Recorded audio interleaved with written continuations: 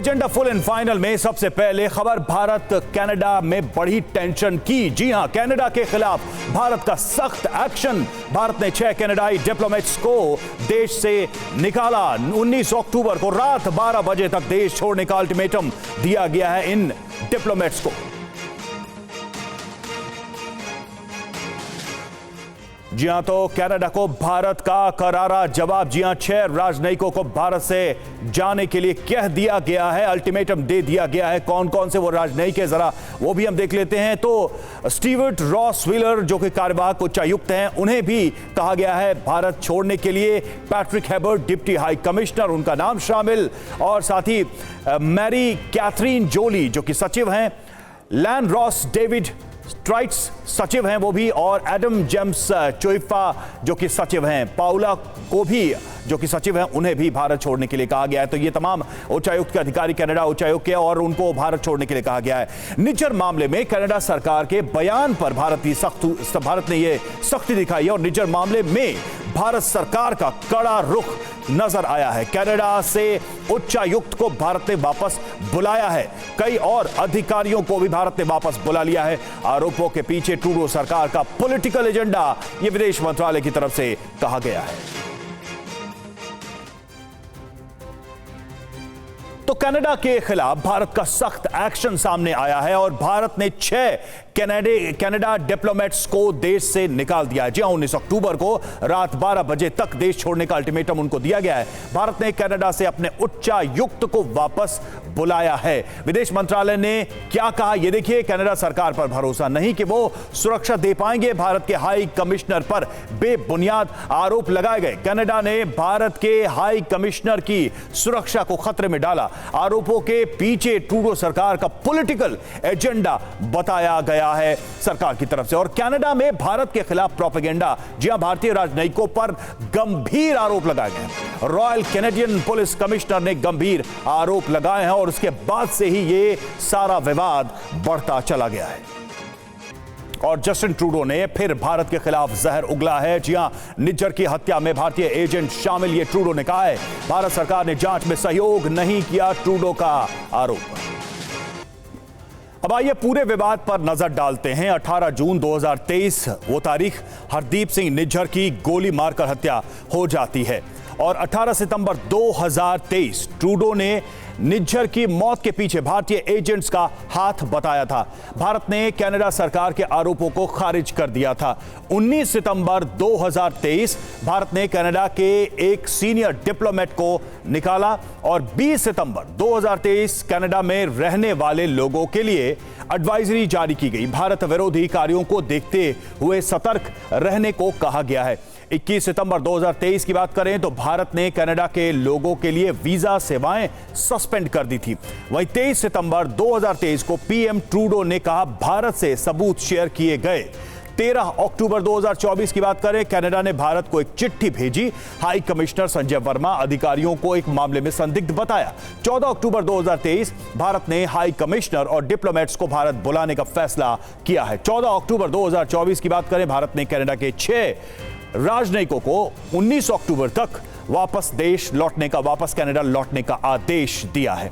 तो ट्रूडो की सरकार खालिस्तानी बचाएंगे, सवाल यही है। न्यू डेमोक्रेटिक पार्टी का नेता जगमीत सिंह है देखिए, और खालिस्तानी समर्थक है ये। 2021 चुनाव में एनडीपी को 24 सीट मिली थी। जस्टिन ट्रूडो की लिबरल पार्टी को बहुमत से 156 सीट, यानी कि 170 का बहुमत, और ट्रूडो की पार्टी को मिले थे 156 सीटें। और जगमीत सिंह की एनडीपी के समर्थन से ट्रूडो सरकार बनी, यानी कि डिपेंड करती है उस सरकार उसके ऊपर। और सितंबर 2024 में एनडीपी ने ट्रूडो सरकार से समर्थन वापस ले लिया था। अल्पमत में कनाडा की ट्रूडो सरकार, और यही दबाव अब ट्रूडो के बयानों में, सरकार के बयान में नजर आ रहा है। मनीष झा हमारे साथ, हमारे संवाददाता जुड़े हुए हैं। मनीष, कनाडा सरकार ने बड़े ही गंभीर आरोप लगाए, और उन आरोपों के बाद भारत सरकार ने गंभीर कदम उठाए, लेकिन इन आरोपों का आधार या सबूत क्या है?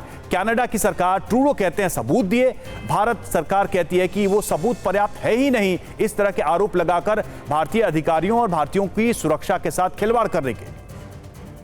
देखिए, सबसे बड़ी बात यह है कि कनाडा के प्रधानमंत्री जस्टिन ट्रूडो का असली चेहरा खुलकर अब सामने आ रहा है और ये केवल भारत के मामले में ही नहीं बल्कि पिछले साल हमने देखा था कि किस तरह जस्टिन ट्रूडो ने एक नाजी लीडर को पार्लियामेंट में बुलाकर वहां पर सम्मानित किया था और उसके बाद रूस से लेकर इजराइल तक हर किसी ने कनाडा की निंदा की थी। लेकिन भारत के मामले में देखें तो दरअसल ये बात सच है कि जस्टिन ट्रूडो की सरकार चल ही रही है खालिस्तानियों की बैसाखी पर। उनके समर्थन के बगैर वो प्रधानमंत्री नहीं रहेंगे और ऐसे में जब कनपट्टी पर खालिस्तानी आतंकी बंदूक रखे हो तो जस्टिन ट्रूडो उन्हें अपने अब्बाजान भी कहने में हिचकिचाएंगे नहीं। और यही हो भी रहा है कि भारत के खिलाफ बेबुनियाद अनर्गल तरह के आरोप लगा रहे हैं और उसमें कोई सीमा नहीं है।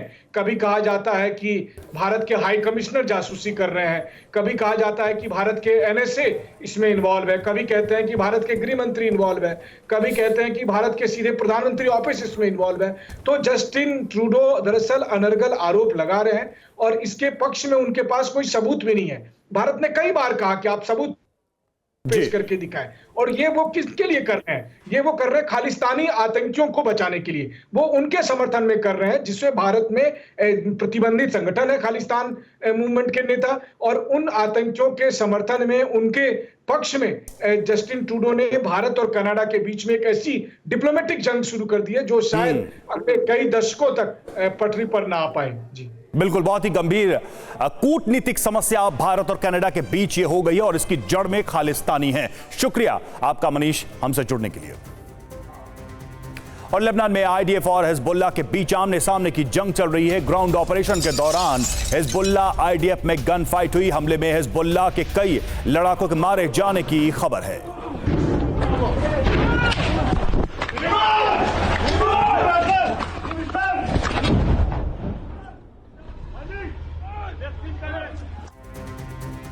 वहीं इजरायल ने ईरान पर हमले की तारीख बताई है। अमेरिकी चुनाव से पहले ईरान पर होगा हमला। बाइडेन सरकार के दौरान ही हमला करना चाहता है इजरायल। मोसाद के सीनियर अधिकारी ने इसका खुलासा किया।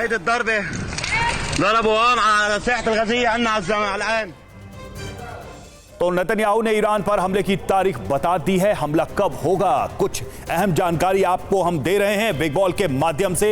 ये देखिए, नेतन्याहू का अल्टीमेटम और ईरान पर हमले की तारीख तय हो गई है। क्या बड़ी जानकारी है, हमला कब होगा? 5 नवंबर, अमेरिकी चुनाव से पहले, प्रॉक्सी संगठनों के खात्मे के बाद ये हमला हो सकता है। यानी कि एक तारीख भी चिन्हित कर ली गई है अमेरिका के राष्ट्रपति के चुनाव की, यानी 5 नवंबर के दिन। और हमला कहां कहां होगा? आर्मी एयरबेस और मिसाइल लॉन्च सेंटर पे ही हमला होगा, यानी सैन्य ठिकानों को टारगेट किया जाएगा। और कैसे होंगे हमले? तो गाइडेड बैलिस्टिक मिसाइल्स के द्वारा ये हमले होंगे, क्योंकि हम सभी जानते हैं कि इजरायल और ईरान की सीमा के बीच 1400 से 1500 किलोमीटर का डिस्टेंस है। ऐसे में यही तरीका है स्ट्राइक करने का इजरायल के पास। और इजरायल पर हिजबुल्लाह ने फिर किया है इधर हमला और इजरायल के कब्जे वाले इलाकों में भीषण बमबारी की है। एक साथ 55 रॉकेट दागकर तबाही मचाई है। इधर देर रात तेल अवीव में सीक्रेट मीटिंग हुई। मीटिंग में पीएम नेतन्याहू, गैलेंट और सीडीएस हलेवी मौजूद थे। लेबनान और ईरान पर हमले को लेकर चर्चा हुई। हिजबुल्लाह को खत्म करने की रणनीति पर चर्चा हुई। हिजबुल्लाह के हमले के बाद नेतन्याहू का पारा हाई है। नेतन्याहू ने हमले के बाद मिलिट्री बेस का दौरा किया। हिजबुल्लाह के खात्मे तक बेरूत पर हमला जारी रहेगा, यह कहा है नेतन्याहू ने। और लेबनान में ग्राउंड ऑपरेशन के दौरान आईडीएफ को बड़ी कामयाबी मिली है। हिजबुल्लाह के रादवान यूनिट पर रेड। जी हां, आईडीएफ को 800 मीटर लंबी सुरंग मिली है इस रेड में। टैंक के साथ सीरिया में एंटर किया है इजरायली सैनिकों ने। सीरिया में 2 टैंक लेकर इजरायली जवान घुसे हैं, यह जानकारी सामने आ रही है। द यरूशलेम पोस्ट के हवाले से यह खबर सामने आई है।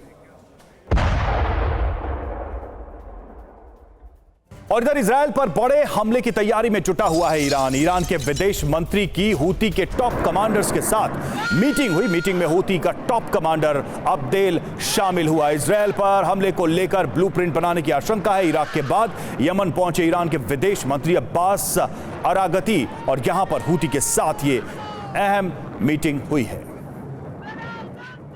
और इस बीच इजरायल ने ईरानी हमलों को रोकने के लिए डिफेंस सिस्टम का एक चक्रव्यूह तैयार कर लिया है। ईरानी हमलों के लिए इजरायल का 4 लेयर का डिफेंस सिस्टम तैयार किया गया। लेयर 1 की बात करें, जिसमें थाड जो कि अमेरिका का डिफेंस सिस्टम है, उसे तैनात किया गया। लेयर 2 में आयरन डोम है, इजरायल का अपना डिफेंस सिस्टम। लेयर 3 में डेविड स्लिंग और लेयर 4 में एरो सिस्टम को तैनात किया गया। यानी किसी भी हवाई हमले, मिसाइल अटैक से बचने के लिए यह 4 लेयर सिक्योरिटी तैयार की गई है एयर डिफेंस की। और देखिए, इस बीच खबर आ रही है पाकिस्तान से। उत्तरी पाकिस्तान में टीटीपी का हमला। टीटीपी के लड़ाकों ने बन्नू पुलिस लाइन पर हमला किया। हमले में 3 पुलिसकर्मी, 1 नागरिक की मौत हो गई।